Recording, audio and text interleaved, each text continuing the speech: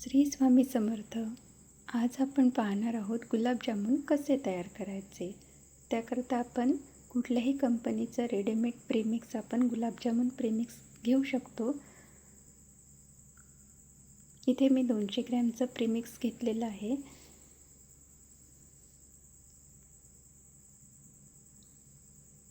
अगदी 1 तासाच्या आतमध्ये आपले गुलाबजामुन तयार होतील.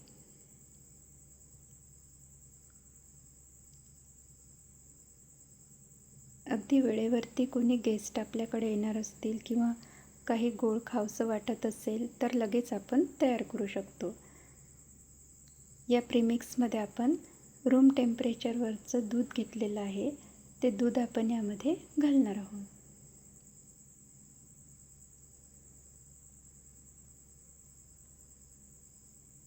दूध आपल्याला इतपत घालायचं आहे का आपला गोळा खूप असा पातळसर आपल्याला तयार करायचा आहे.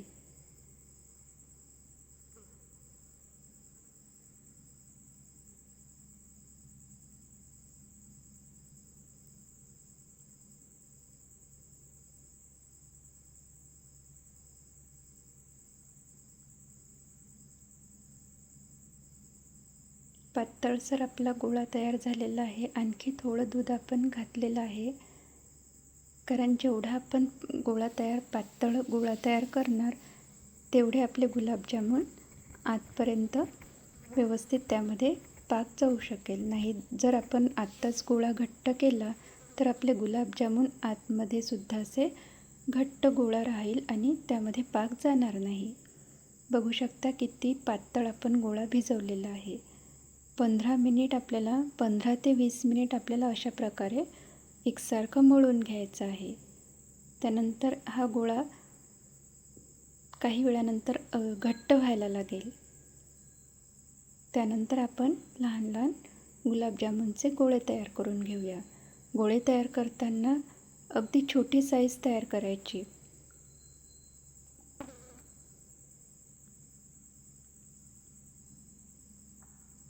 अशा प्रकारे आपण अगदी लहान साईजचे गोळे तयार करून घेतलेले आहेत. त्यानंतर घरचं गाईचं तूप असल्यामुळे तुपामध्ये मी तळते.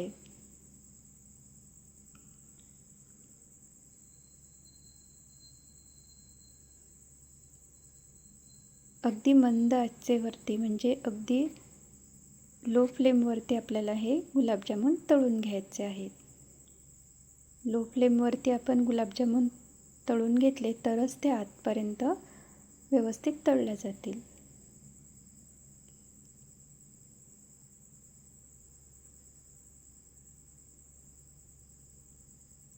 सारखे आपल्याला हे हलवत राहायचे आहेत, नाहीतर ते एकाच साईडनेच ते जास्त तळले जातील आणि दुसरी साईड कच्ची राहील. त्यामुळे सारखे आपल्याला हलवत राहायचे आहेत. आपण जेव्हा गोळे बनवले तेव्हा खूप छोटी साईज केलेली, पण नंतर जेव्हा आपण तळताना आपण बघू शकता किती साईज मोठी होते. त्यामुळे लहान साईजचे गोळे तयार करायचे. जर आधीच आपण गोळा मोठा केला तर तळताना तो आणखी मोठा होईल.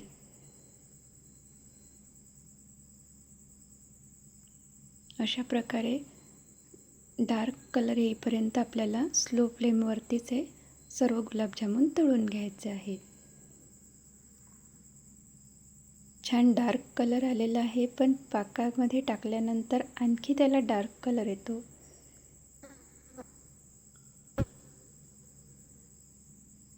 राहिलेले गुलाबजामुनसुद्धा आपण सर्व अशा प्रकारे तळून घेऊया. बघू शकता की किती छोटी साईज होती, पण आता तळताना किती मोठी साईज होते. मंद आचेवरती आणि सतत हलवत राहायचं आहे.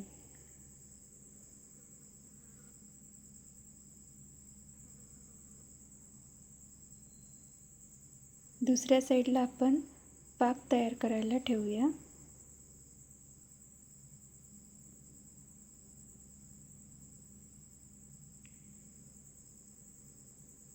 पाक आपल्याला अगदी घट्टसर नको आहे, अगदी पातळ पाक आपल्याला तयार करायचा आहे. त्यामध्ये आपण वेलची पूड घातलेली आहे.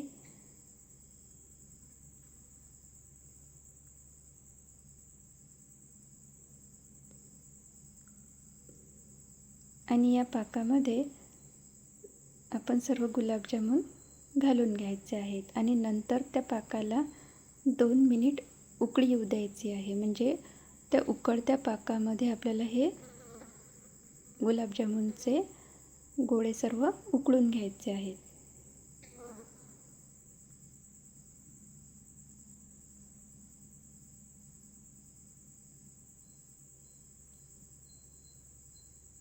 अगदी हाय फ्लेमवरती आपल्याला हे सर्व गोळे उकळून घ्यायचे आहेत.